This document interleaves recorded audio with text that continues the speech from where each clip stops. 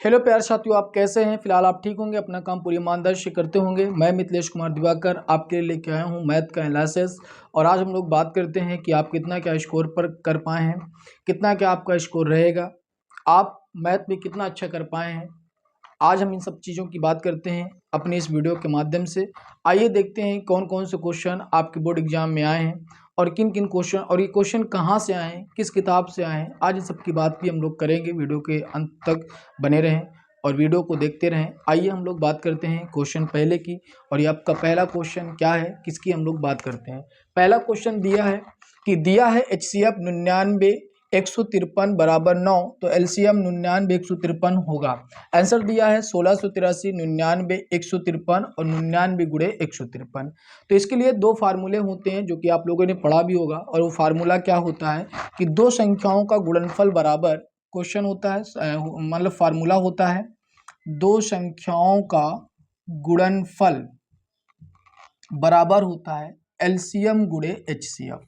आपने देखा कि आपके पास दो संख्याएं कौन कौन सी है, एक है 99, एक कामा 153। तो यहाँ आ जाएगा 99 गुणे 153 बराबर LCM आपको निकालना है और HCF आपके पास दिया हुआ है 9। तो यहाँ रखेंगे, LCM आ जाएगा। आप देखिए इसको बट्टे में लाएंगे तो 99 गुणे 153 बट्टे 9 बराबर आ जाएगा LCM। 9 से इसको काटेंगे आ जाएगा 11, आपके पास आएगा 11 गुणे 153 बराबर LCM। ध्यान देने वाली यहाँ पे बात ये है कि आप देखिए यहाँ पे 11 गुणे 153 है। आप देखिए ये वाला आंसर तो हो नहीं सकता है क्योंकि यहाँ पे 99 गुणे 153 है। अगर हम बात करें 153 तो हो नहीं सकता है क्योंकि यहाँ पर भी 153 है। और यहाँ पे देखो 99 भी नहीं हो सकता क्योंकि ऑलरेडी 99 क्या हो गया है, कट गया। तो मतलब आपके तीन आंसर आप ऐसे ही काट सकते थे। अब आपके बचा क्या आंसर 1683 और यही वाला आपका क्या होगा, आंसर होगा। मतलब आपको जो करना था ना गुणा भाग, वो नहीं करना था। देखिए एकदम सिंपल से केवल आपको काटना था और गुणा भाग करने की कोई जरूरत नहीं थी। तो इसका आंसर क्या होगा, 1683 होगा। तो जिसका ये आंसर सही होगा उसके 1 नंबर मिल गए उसके यूपी बोर्ड में। आइए हम लोग दूसरे क्वेश्चन की बात करते हैं। दूसरा क्वेश्चन है कि एक थैले में 3 लाल और 2 नीली गेंदें हैं। थैले से यदृच्छा एक गेंद निकाली गई है, उस गेंद के नीली होने की प्रायिकता होगी। कहने का मतलब ये है कि एक कोई थैला है, उस थैला में 3 लाल हैं और 2 नीली हैं। मतलब टोटल जो हमारे पास गेंद है, आप कह सकते हैं कि टोटल जो हमारे पास बॉल हैं उनकी जो संख्या है आपके पास कितनी है, 5 है। मतलब टोटल गेंदों की संख्या आपके पास 5 है। अगर टोटल गेंदों के पास आपके पास संख्या 5 है और कहना क्या कहते, थैले में यदृच्छा एक गेंद निकाली गई, मतलब आप समझ सकते हैं कि थैला में 5 गेंदें हैं और इसमें से सिर्फ एक गेंद क्या की है, निकाली गई है। तो कह रहा उस गेंद के नीली होने की प्रायिकता क्या होगी। आपको पता है कि टोटल 5 गेंद उस थैले में रखी हुई है, जिसमें से 5 गेंदों में से हम एक गेंद निकाल रहे हैं और वो किसकी निकाल रहे हैं, नीली की। तो आप बता सकते हैं कि थैले में कुल टोटल गेंद कितनी थी। तो थैले में 2 लाल गेंद 2 नीली गेंदें थी। तो अगर थैले में 2 नीली गेंदें होंगी तो आप ऊपर रखेंगे 2 और टोटल गेंद कितनी थी, 5। तो इसी 2 में से हमको एक गेंद निकालनी थी, इसलिए इसकी जो घटना होगी आपके पास 2/5 होगी। प्यारे साथियों, इसकी जो घटना होगी वो क्या होगी, 2/5 होगी। आइए हम बात करते हैं क्वेश्चन तीसरे के। निम्नलिखित सारणी का माध्यक वर्ग होगा। दिया है वर्ग अंतराल 0 से 4, 4 से 8, 8 से 12, 12 से 16, 16 से 20। बारंबारता 1, 5, 8, 6, 3। हम लोग सबसे पहले इसकी संचयी बारंबारता निकालते हैं। टोटल यहाँ पे अगर हम बात करेंगे n आपके पास सिग्मा f कितना होगा, तो जोड़ेंगे 5 × 6 8 से 14, 14 26 और 3 23। तो यहाँ पे इसकी संचयी बारंबारता 1 हो जाएगी। यहाँ पे 5 × 1 6 हो जाएगी और यहाँ पे 8 + 6 बराबर 14 हो जाएगा। यहाँ पे 14 + 6 बराबर 20 हो जाएगा। यहाँ पे 20 + 3 बराबर 23 हो जाएगा। अब यहाँ पे हम लोग निकालते हैं कैपिटल N। कैपिटल N क्या होगा, सिग्मा f/2, अर्थात n बराबर टोटल आपके पास 23/2 है। इसको भाग करेंगे 11 दूनी 22, 11.5। आप देख लीजिए 11.5 कहाँ आएगा, यहाँ पे देखिए एक 6 है, मतलब कम संख्या है। इसी 14 जो है ना, इसी 11 12 13 14 इसी में आएगी। तो अगर आप देखेंगे तो इसके जो सामने वाला वर्ग होगा वही इसके पास क्या होगा, माध्यक वर्ग होगा। अर्थात अगर आपसे बात करेंगे तो इसका ऑप्शन क्या होगा, 8 से 12। तो 8 से 12 वाला क्या होगा आपके पास, माध्यक वर्ग होगा, क्योंकि ये 11.5 एक छोटी सी राशि है, ये किसके में आएगी, 14 में ही आ सकती है, इसलिए आप कहेंगे 8 से 12, क्योंकि 14 किसके सामने है, 8 से 12 है, तो आपका जो आंसर होगा वो कितना होगा, 8 से 12 होगा। और इस प्रश्न 3 का जो आंसर होगा वो क्या होगा, 8 से 12 होगा। आइए हम चौथे क्वेश्चन की बात करते हैं। चौथा क्वेश्चन ही बहुत ही सिंपल था, चैप्टर 14 से ही आया था। क्या है, निम्नलिखित बारंबारता बांटन से बहुलक वर्ग होगा। ये नहीं पूछा कि बहुलक क्या होगा, इसने पूछा बहुलक वर्ग क्या होगा, ये बात कर रहा। तो आपके पास दिया वर्ग अंतराल दिया है, बारंबारता दिया है, 0 से 10 दिया है, 10 से 20 दिया है, 20 से 30 दिया है, 30 से 40 दिया है, 40 से 50 दिया है। बारंबारता 11, 21, 23, 5, 14। बारंबारता का मतलब क्या होता है, जो संख्याएं बार बार आती हैं। आप देख रहे हैं कि 11 जो है भाई, 11 एक बार 23, सबसे ज्यादा संख्या कौन से आई है, ये वाली 20 और 23 के बीच की जो संख्या आई है 23, ये सबसे ज्यादा बार आई है, इसलिए इसका जो वर्गंतराल होगा ना वो क्या होगा, 20 से 30 होगा। क्योंकि इसके मैंने ऑप्शन नहीं लिखा है, देख लेता हूं एक बार पेपर में ऑप्शन, कौन सा ऑप्शन इसका होगा, इसका ऑप्शन, हाँ 20 से 23 मतलब ऑप्शन सी। इसका जो ऑप्शन होगा वो क्या होगा, सी होगा, 20 से 30। इसका जो बारंबारता का जो बहुलक वर्ग होगा वो क्या होगा, 20 से 30। यदि ये कह देता बहुलक ज्ञात करने के लिए, तो आपके पास एक फार्मूला होता है, LF F1 माइनस का F0 बराबर 2F F1 माइनस का F0 अपन में F2 और गुणे कितना होता है, H होता है। इस फार्मूले से आप क्या कर सकते थे, बहुलक वर्ग को बहुलक ज्ञात कर सकते थे। आइए पांचवें क्वेश्चन की बात करते हैं। पांचवा क्वेश्चन क्या है, किसी सिक्के को एक बार उछालने पर सिर से हेड आने की प्रेरिकता ज्ञात कीजिएगा।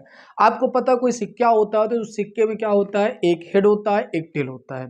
तो जब एक सिक्के को एक बार उछालेंगे तो उसकी घटना क्या होगी, या तो सिक्के में हेड आ सकता है या तो सिक्के में टेल आ सकता है। सिर्फ दो ही घटना हो सकती है, हेड या टेल। तो इसकी टोटल घटना कितनी होगी, दो होगी।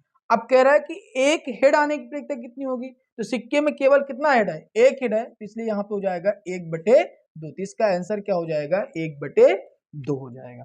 ऑप्शन दिए भी थे, एक, B-1 और C 1/3। आप इनको कैसे काट सकते थे, भैया एक तो होगा नहीं बाबू, क्यों नहीं होगा, क्योंकि इसके नीचे 2 आना चाहिए, क्योंकि हेड और टेल दोनों बराबर नहीं हो सकते, घटना केवल एक ही बार उछाला गया था, -1 आने की कोई संभावना ही नहीं थी, और ये 3 वाला ऑप्शन हो ही नहीं सकता था। इसलिए आप इसको अगर अंधी भी मानना चाहते थे तो आप मार सकते थे 1/2। चलिए आइए दूसरे क्वेश्चन की बात करते हैं। क्वेश्चन है छठवां, क्या कह रहा है, संख्या 144 के आभाज्य गुणनखंड होंगे। अब इनको देखते हैं कैसे 144 के आभाज्य गुणनखंड क्या होगा। हम लोग देखते हैं भाई, करते हैं 144, इसको काटते हैं भाई, किससे, सबसे पहले छोटी संख्या हम लोग किससे काटेंगे, 2 से काटेंगे। 2 से काटेंगे, 2 7 14, और यहाँ आ जाएगा 2 दूनी 4, फिर 2 से काटेंगे, 2 3 6, 2 6 12, फिर से 2 से काटेंगे, यहाँ पे हो जाएगा 2 1 2, 2 8 16, फिर 2 से काटेंगे, यहाँ पे आ जाएगा 2 9 18। अब 2 से नहीं कटेगा, अब किससे काटेंगे, 3 से काटेंगे, तो ये हो जाएगा 3 3 9, और फिर यहाँ आएंगे 3 1 3। आप देख क्या पा रहे हैं, 1 2 3 4। आप देख पा रहे हैं कि यहाँ पे अब करेंगे 2 गुणे 2 गुणे 2 गुणे 2 गुणे 3 गुणे 3। आप क्या देख पा रहे हैं भाई, 2 की पावर यहाँ पे 4 और 3 की पावर यहाँ पे 2। इसके जो अभाज्य गुणनखंड होंगे वो 2 की पावर 4 और गुणे 3 की पावर 2। ऑप्शन में देखते हैं कौन सा भाई, 2 की पावर 4 गुणे 3 की पावर 2, मतलब हमारा पहला ही ऑप्शन सही होगा। और यहाँ पे और ऑप्शन दिए हुए थे जो कि बाकी ऑप्शन हमारे लिए सही नहीं होंगे। तो हमारा ये जो मतलब छठवां क्वेश्चन है, इसके लिए ऑप्शन होगा 2 की पावर 4 गुणे 3 की पावर 2। आइए हम लोग सातवें क्वेश्चन की बात करते हैं। सातवां क्वेश्चन आपके पास क्या दिया था भाई, सातवां क्वेश्चन आपके पास दिया था, सातवां क्वेश्चन दिया है संख्याओं 54 व 336 का HCF होगा। जो संख्याओं 54 व 336 का HCF होगा, तो सबसे पहले हम लोग 54 निकाल लेते हैं। किससे कटेगा भाई, 54 काट दीजिएगा भाई, 2 ही से काटते हैं। सबसे पहली छोटी राशि 2, तो यहाँ पे हो जाएगा आपके पास, कहेंगे 2 दूनी 4 और 2 सत्ते 14, 27 आया।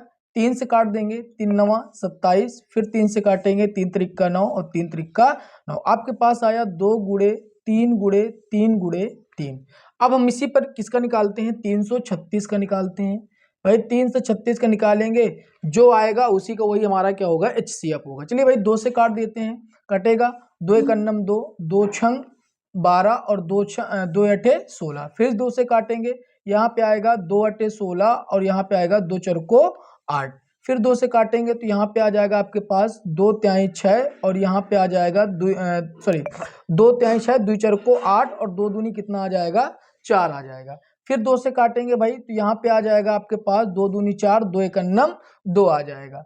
फिर यहाँ से हम लोग 3 से काटेंगे, 3 सत 21 और यहाँ पे आ जाएगा 7। अब इसको अगर हम लिखना चाहते हैं यहीं पर, ये आपके पास 54 का है तो 54 बराबर, और यहाँ पे लिखना है 336। 336 क्या हो जाएगा भाई 2 गुणे 2, 1 2 3 4, तो आप लिखेंगे 2 गुणे 2 गुणे 2 और यहाँ पे 3 गुणे 7। HCF का मतलब क्या है कि जो दोनों में कॉमन निकले। भाई देख लीजिएगा यहाँ 1 2 है और यहाँ भी 1 2 है तो यहाँ HCF हमारे पास आ जाएगा 2। अब देखो 3 यहाँ भी है, इस लाइन में भी कहीं 3 है, 3 यहाँ भी है, क्या इस पूरे लाइन में 7 है? तो आप कहेंगे सर इस पूरे लाइन में 7 नहीं है। क्या इस पूरे लाइन में भाई, क्या इस पूरे लाइन में कोई और एक 3 है? तो कहेंगे नहीं सर, सिर्फ केवल एक ही 3 था, इसलिए इसका HCF कितना होगा 2 गुणे 3 अर्थात 6। इसका HCF कितना होगा 6 होगा। आओ देखते हैं कौन सा ऑप्शन सही है। पहले में दिया हुआ था भाई, पहले में 9 दिया है, बी में 6 दिया है, सी में 3 दिया है और डी में 18 दिया है। तो यहाँ पे कितना आ जाएगा भाई आपके पास ऑप्शन आ जाएगा 6। ठीक है, अब हम नेक्स्ट क्वेश्चन की बात करते हैं। क्वेश्चन है 8वां, बिंदु 3,4 की एक्स अक्ष से दूरी होगी कितनी होगी भाई? आपको पता है हमारे पास कैसे इनको निकाली जाती है। आप देखिए ये आपके पास क्या होते हैं, चतुर्थांश होते हैं। इस चतुर्थांश में ये वाला क्या होता है आपके पास वाई अक्ष होता है और ये वाला आपके पास एक्स अक्ष होता है।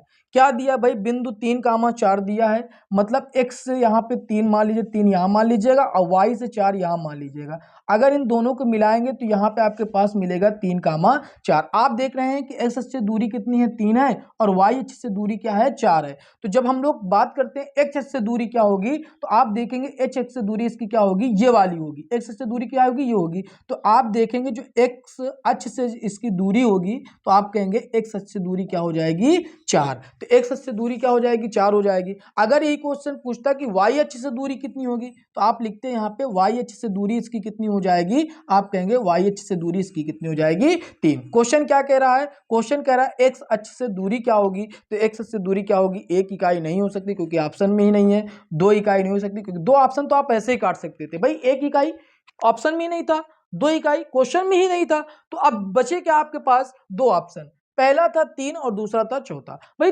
एक्स अक्ष है तो ये वाली तो दूरी हो नहीं सकती है, तो आप ये वाला भी ऑप्शन काट सकते थे। अब आपके पास बचा क्या ऑप्शन, ये 4 इकाई, तो आपका जो आंसर होगा वो क्या होगा 4 इकाई होगा। आइए हम लोग बात करते हैं 9वां क्वेश्चन की द्विघात समीकरण 3x² + 5x + 3 = 0 के मूल हैं। कौन कौन से हैं, वास्तविक है, वास्तविक तथा बराबर है, वास्तविक नहीं है, वास्तविक तथा भिन्न है। जब आप इसकी तुलना करते हैं किससे, ax² प्लस का bx + c = 0 से, तो a बराबर 3 है, b बराबर 5 है और c बराबर आपके पास 3 है। तो यहाँ पर अगर हम फार्मूला लगाते हैं d बराबर b² - का 4ac, तो d बराबर b² - 4ac, b का मान आपके पास 5 का होल स्क्वायर माइनस का 4 गुणे a गुणे 3, तो d बराबर 5 × 5 = 25, 4 × 3 = 12, 3 × 36, तो d बराबर आपके पास आ जाएगा -11। देखिए कंडीशन क्या, अब इस पे आप क्या बता पाएंगे, वास्तविक होगा नहीं होगा, तो आपको मैंने फार्मूला बताया होगा या आपने खुद पढ़ा होगा कि अगर d बराबर 0 निकल के आता है, अगर ये d बराबर 0 निकल के आता है तो ये क्या होंगे भाई, वास्तविक मूल होंगे और समान भी होंगे। यदि d का मान 0 से बड़ा आता है, क्या आता है, d का मान 0 से बड़ा आता है तो ये मान क्या होंगे, वास्तविक होंगे लेकिन भिन्न होंगे।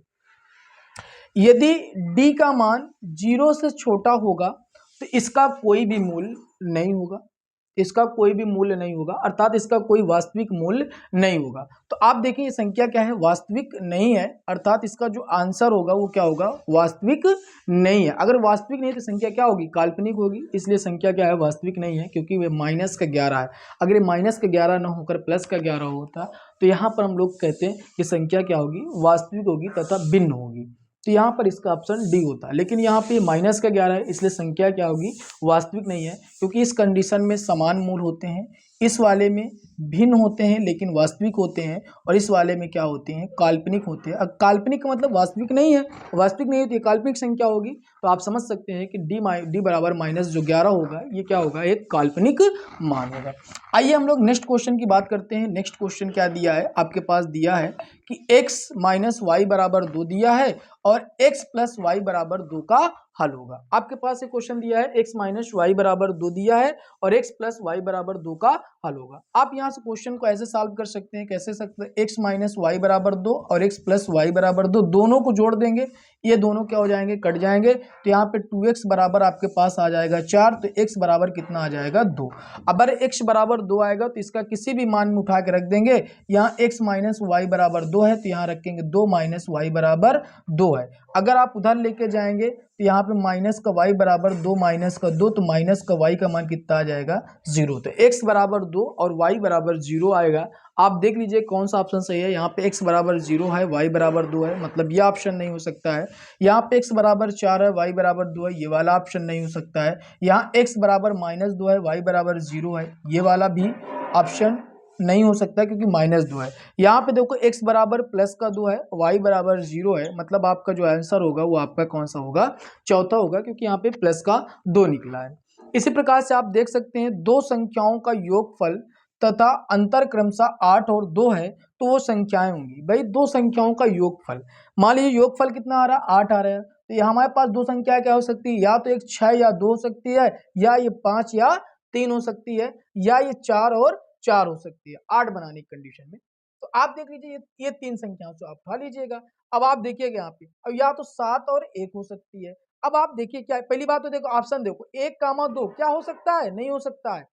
अच्छा देखो 6, 2, 5, 3, 7, 1 हो सकता है, यहाँ पे ऑप्शन भी दिया है, तो एक आपने ऐसे आंसर हटा दिया, आपने ऐसे आंसर को खत्म कर दिया। अब बचा आपके पास क्या, 7, 1 बचा है, और यहाँ बचा 5, 3, यहाँ बचा 6, 2। क्या इनका अंतर कितना आ रहा है, इसका अंतर चेक करो, 6, 2, इसका अंतर कितना आ रहा है, 4 आ रहा है। अंतर कितना पूछ रहा है इसका, 2 आ रहा है, नहीं होगा। 7, 1 इसका अंतर कितना आ रहा है, 6 आ रहा है, मतलब ये भी नहीं हो सकता है। अब आप देखो 5, 3 मतलब 5 प्लस 3 बराबर 8 और 5 माइनस 3 बराबर 2। यही तो कह रहा था कि दो संख्याओं का योगफल तथा अंतर 8 और 2 है, वो संख्या क्या होगी, वो संख्या आपके पास 5, 3 होगी मेरे प्यारे बाबू। तो इस प्रकार से क्वेश्चन को करना था और ये चुटकियों में क्वेश्चन हो जाता, आपको परेशानी होनी नहीं चाहिए था, ऐसे क्वेश्चन आपको करना था। हम लोग बात करते हैं क्वेश्चन 12, समांतर श्रेणी 10, 7, 4 का 20वां पद होगा, कौन सा होगा।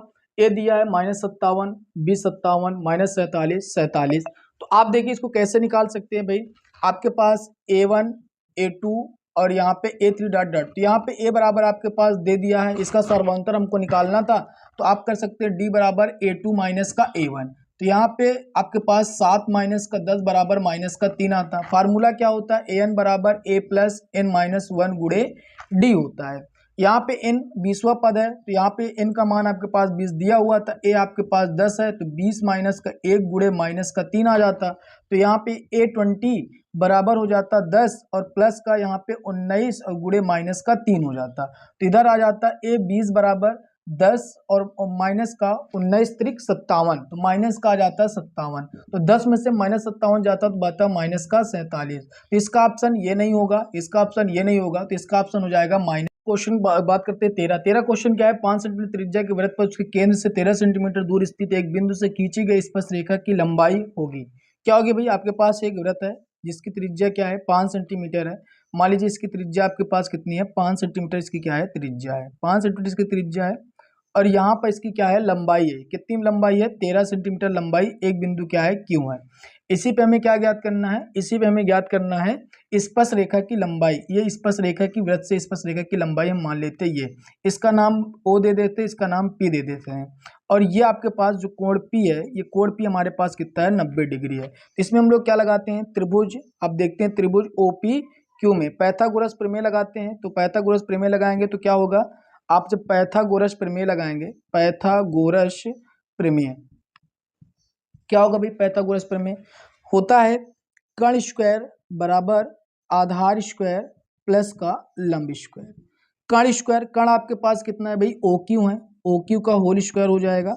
आधार आपके पास दिया हुआ है, आप देख पा रहे हैं कि आधार आपको निकालना है, आधार आप देख लीजिएगा PQ आपको क्या करना है, ज्ञात करना है, और लंब आपके पास 5 सेंटीमीटर दिया है, मतलब 5 की त्रिज्या दिया हुआ है। तो यहाँ हो जाएगा 13 का होल स्क्वायर, यहाँ हो जाएगा PQ का होल स्क्वायर, और यहाँ हो जाएगा 5 × 5 = 25। यहाँ आ जाएगा 13 13 169, इधर आएगा यहाँ पे आप माइनस का 25 ले आइए, यहाँ पी क्यू का होल स्क्वायर, तो यहाँ 169 माइनस का 25 बराबर पी क्यू का होल स्क्वायर, तो यहाँ आ जाएगा 144 बराबर पी क्यू का होल स्क्वायर। तो पी क्यू बराबर रूट के अंदर 144 हो जाएगा, तो पी क्यू का मान कितना आ जाएगा 12 सेंटीमीटर। तो पी क्यू की लंबाई कितनी आ जाएगी 12 सेंटीमीटर। इसका जो ऑप्शन होगा क्या होगा 12 सेंटीमीटर। आप ऐसा भी लिख सकते थे इसको, देखो 13 और जो 5 का टिपलेट होता है ना वो 12 होता है, 13 और 5 का जो टिपलेट होता है वो कितना होता है 12 होता है। तो आप टिपलेट से भी ज्ञात कर सकते थे कि जो 13 और 5 का टिपलेट होता है कितना होता है 12 होता है। तो 5 नहीं होगा, 8 नहीं होगा, 16 नहीं होगा, इसलिए आप ऐसे इसको ना करने के बाद आप ऑप्शन से भी देख सकते थे कि 13, 5 और 12 ये तीनों का क्या होता है टिपलेट होता है तो समकोण त्रिभुज में, इसलिए क्या होगा इसका आंसर क्या होगा 12। 14 7 सेंटीमीटर भुजा वाले दो घनों के सिरों को मिलाकर रखा गया है, प्राप्त ठोस का संपूर्ण पृष्ठीय क्षेत्रफल ज्ञात कीजिएगा। भाई दो घन मिला रहे हैं, पहला घन आपके पास ये हो गया, ये आपके पास पहला घन हो गया। इसी प्रकार से एक घन और हम लोग बनाते हैं और इन दोनों घनों को एक साथ रख देते हैं। कहने का मतलब जब इन दोनों घनों को एक साथ रख देते हैं ऐसे इसकी एक लेयर हम लोग पूरी जोड़ देते हैं। आप देख रहे हैं पूरा पूरा आपको घनाभ बना हुआ दिखाई देता है। कह रहा है इसका संपूर्ण पृष्ठीय क्षेत्रफल आपको क्या करना है ज्ञात करना है। अब इसका संपूर्ण पृष्ठीय क्षेत्रफल आपको ज्ञात करना है तो आपको पता है कि जो घन का पृष्ठीय क्षेत्रफल होता है वो 6a² होता है पहले वाले का, और दूसरे वाले घन का पृष्ठीय क्षेत्रफल भी क्या होगा 6a² होगा। इन दोनों को जोड़ेंगे कितना आ जाएगा 12a² आ जाएगा। लेकिन आप देख रहे हैं कि इसका एक लेयर गायब है, इसकी एक लेयर गायब है, दो लेयर गायब है। तो अगर इनकी दो लेयर गायब है तो इस 12a² में से हम 2a² और माइनस कर देंगे तो हमारे पास बचेगा 10a²।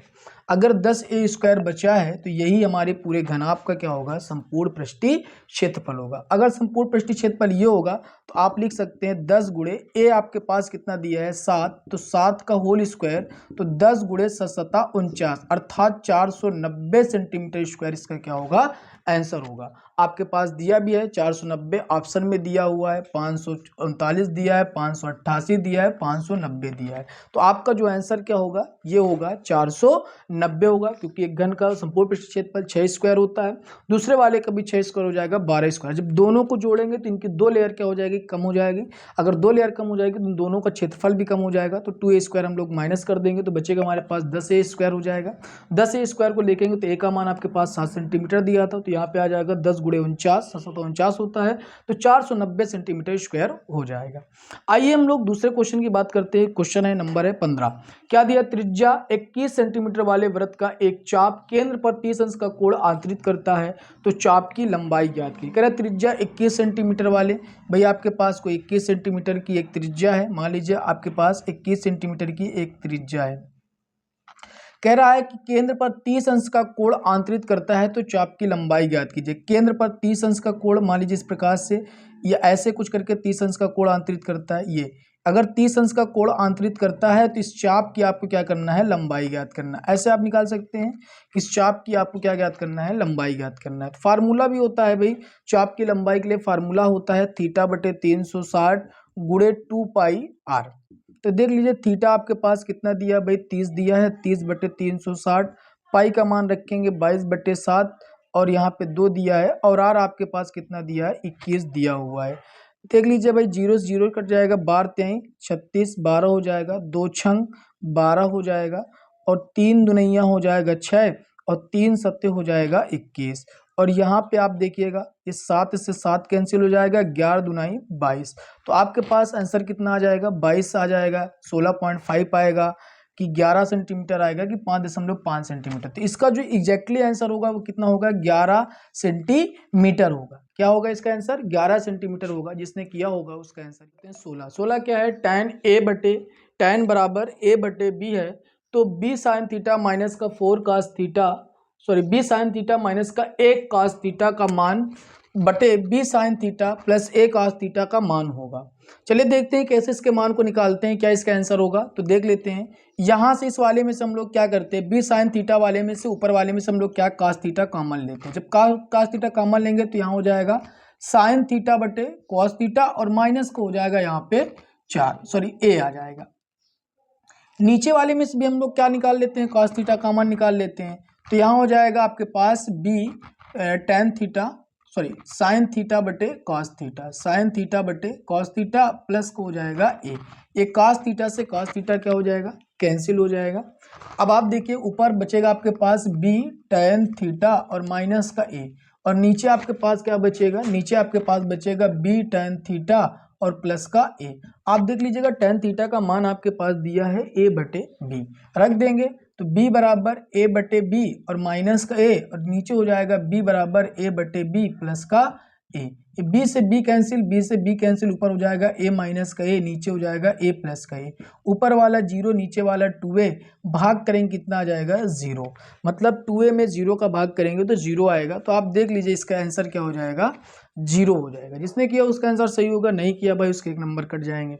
आइए देखते हैं क्या दिया है, 3 काट a बराबर 4 है, तो कह रहा है सेक a का मान होगा। आपके पास यहाँ देखिए काट a बराबर हो जाएगा 4/3, काट a का मान 4 कितना है 3 है। आप देख लीजिएगा इस प्रकार से आप कोण बना के भी कर सकते थे, आप इसको मान लीजिएगा a b c, ये कोण a हो जाएगा, और काट थीटा बराबर होता है आधार बटे लंब। आधार आप क्या मान, ऊपर वाला आपका आधार होगा, नीचे वाला आपके पास क्या होगा, लंब होगा। आधार आपके पास कितना, ये लंब आपके पास हो जाएगा 3 के, आधार आपके पास हो जाएगा 4 के। वही पाइथागोरस प्रमेय से निकाल लेंगे, क्या होगा भाई 3 और 4 के का ट्रिपलेट क्या होता है 5 के होता है। 3 और के आप देखिएगा 3 और 4 और 5 ये इनका क्या होता है ट्रिपलेट होता है, तो 5 के हो जाएगा। भाई कड़ स्क्वायर बराबर आधार स्क्वायर प्लस लंब स्क्वायर से निकालेंगे तो ये हो जाएगा 9 के स्क्वायर प्लस का 4 चौक 16 के स्क्वायर, और यहाँ पे आपके पास कड़ स्क्वायर आ जाएगा, तो 9 16 25 के स्क्वायर हो जाएगा, तो यहाँ पे आ जाएगा 5 के। अब आपसे पूछ क्या रहा है, कह रहा है सेक ए का मान बताओ। सेक ए का मान कैसे बता सकते हैं भाई, सेक ए बराबर सेक किसका उल्टा होता है, कास का उल्टा होता है, और कास क्या होता है आधार बटे कड़ होता है, तो हो जाएगा कड़ बटे आधार। अब कड़ बटे आधार होगा तो कड़ आपके पास कितना दिया है 5 के दिया, आधार कितना दिया है 4 के दिया है, के से के कैंसिल हो जाएगा तो 5/4, तो इसका आंसर होगा 3/2, 2/3, 3/4 या 5/4, तो इसका आंसर होगा 5/4। आइए देखते हैं, दिया है साइन 2a बराबर रूट के अंदर 3/2 हो तो a का मान ज्ञात कीजिएगा। भाई साइन 2a है, अब देखिए साइन ये किसका मान होता है, तो आप देखेंगे साइन 60 का मान होता है। साइन से साइन कैंसिल, तो 2a बराबर आपके पास 60 हो जाएगा, 2 से काटेंगे तो यहाँ 30 आ जाएगा, तो a का मान कितना आ गया 30। तो देखिए 60 नहीं होगा, 45 नहीं होगा, आंसर इसका क्या होगा 30 होगा, जो कि आपके पास सी नंबर दिया है। फिर आपके पास दिया है 2 cos 3 थीटा बराबर 1 दिया है, तो देखिए 2 cos 3 थीटा बराबर 1 दिया है, तो cos 3 थीटा बराबर 1/2 हो जाएगा। तो cos 3 थीटा बराबर, ये cos किसका मान होता है, ये भी cos 60 का मान होता है, तो यहाँ से कैंसिल हो जाएगा, तो 3 थीटा बराबर आ जाएगा 60, तो 20 त्याई 60, थीटा का मान कितना आ गया 20। तो यहाँ देखिए 25 नहीं होगा, ये 65 नहीं होगा, 10 नहीं होगा, इसका आंसर क्या हो जाएगा 20। तो इसका आंसर क्या हो जाएगा 20। प्यारे साथियों इसका आंसर होगा 20। हमारे पास एक बहुविकल्पी क्वेश्चन बचता है 20, और देखते हैं 20वां उसका क्या होगा। लास्ट क्वेश्चन बहुविकल्पी का 20वां क्या दिया है, दिए गए चित्र में त्रिभुज एबीसी के आधार बीसी के समांतर रेखाखंड पीक्यू खींचा गया है। यदि PQ अनुपाते BC बराबर 1:3 है तो AP और BP का अनुपात होगा।